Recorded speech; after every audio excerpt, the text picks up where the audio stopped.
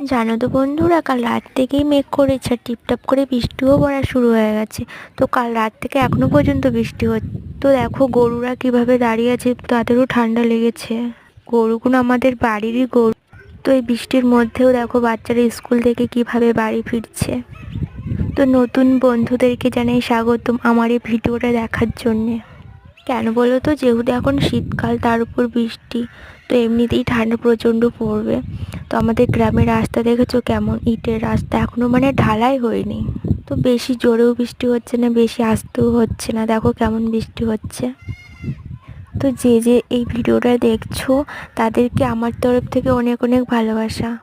তো কী রান্না করেছি সেটা বললে হয়তো তোমরা বুঝতে পারবে না, তো অন্য একদিন ভিডিওতে দেখিয়ে দেবো যে কী রান্না করেছি। তো আমি বাইরে বেরিয়েছিলাম, যে মানে টিপটাপ করে বৃষ্টি পড়ছে, কারণ বৃষ্টির মধ্যে না বাড়িতেও বসে থাকতে একা ভালো লাগছিল না, তার জন্য বেরিয়েছিলাম।